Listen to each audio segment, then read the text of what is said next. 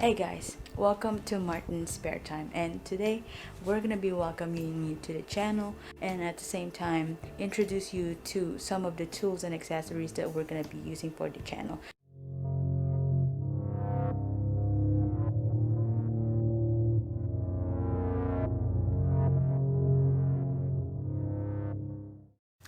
Alright, so everything is in the room now. First, I wanted to share with you that this is a previous channel before and it's called Hobby Vault. The types of videos that I'm going to be uploading, it'll still be the same, but I just wanted to start a new one and we're gonna go to the items that we bought. And the first thing that I actually want to introduce you to is my camera that I'm using right now. Canon EOS M50. This actually has a lot of good reviews from a lot of people online and they actually recommend you buying this camera as a beginner. I'm using a smartphone before. I really don't have any complaints about it. The only reason why I bought this camera is because it is available.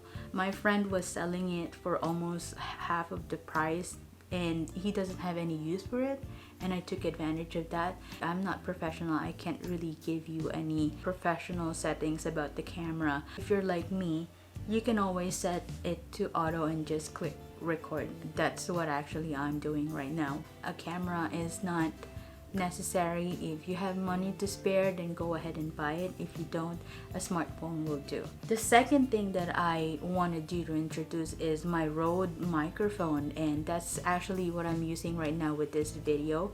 This microphone is actually the same microphone that I've been using when I was still using my smartphone. This is one thing that I would recommend you to buy and invest with. People can forgive a bad video. They see it shaky, blurry, or the quality is not that good. They could forgive that.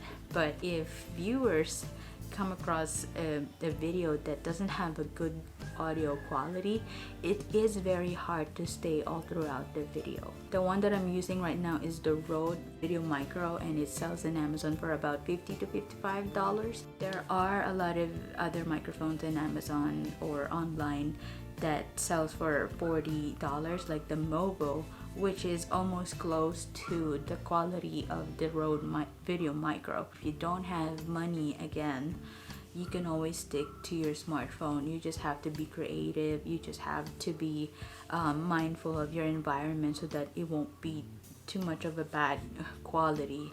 The third item that I bought is an extra battery and an extra charger for my camera. If you're not going to be using the same camera I'm using, you can skip this video because this won't apply to you. But these batteries that I bought are very cheap. I think they sell for about $25, and it comes with 2 batteries and 2 charging ports. The only thing about them is that I haven't really tried the battery life, whether it lasts the same amount of time as the original one, but I think an additional one, even if it doesn't last long, would be a good addition to my accessories, especially if I'm taking videos outside. This is the one for the charging, the port where you put the battery, so you have 2 ports there. Also, the battery itself, they're gonna look like this. And there are some batteries that may look the same as your battery but not compatible with your camera, so be careful with that. The fourth one that I'm gonna introduce you is the LED lights from Ulanzi. I'm not sure if I pronounce it right, but it spells like this. There you go. It comes with 1 wire. Now these lights are very compact. I've actually bought this one before, and I'm actually currently using it as a light, as a front light for my camera, and it's currently mounted right now. And if you can see it, it's very bright, and that is still the lowest settings of the light. It lasted long. It's been with me for more than a year now. But this one is an RGB one, and I bought 2 because I'm gonna be using them for my background. You should have some practical lights. Those lights are the ones that will illuminate your background instead of just having a plain wall behind you or a shadowy area. We're gonna set those up and I'm gonna show you how they look like. Now, I already installed the two lights with two different color settings. You can see the difference from having a plain white background that's very shadowy and just plain gray with no lightings in the back, compared to this one with different tones of colors in the back. Practical lights are not really limited to LED lights like the ones that I bought. It could always be anything that illuminates your background, like your computer, monitor, TV, a lamp that you could possibly have around the house already. I may not be applying them properly, but I think it's still a good change from the previous settings that we have. The fifth one that I'm going to be introducing you is called Light Reflector. I'm actually using it right now. It's right here on my right side. What they do is they help distributing the light from the light source to your face or to your subject to eliminate the shadows. They look like this. If I remove it, I have the light over here and a decently wide window to my left. You can see a little bit of darkness to my right side, and if I put this one, see, it absorbs the light from my left side and distributes an even amount to my right side. The sixth item that I'm going to be introducing you is called GorillaPod. GorillaPod will be giving me more flexibility when it comes to shooting videos, especially that I'm going to be covering some of our trips, some activities outdoors, and a GorillaPod has those flexible arms that allows you to mount your camera and use it as a tripod, let it grab on things like maybe a branch of a tree, a balcony railing, which means you could also mount it upside down, sideways, or whichever way you could think of. The one that I bought is called Joby GorillaPod, and this brand is actually highly recommended online. They are very good in quality, and it comes with a leveler, which means it'll help you set up your camera evenly and without any issues. It comes with the GorillaPod itself.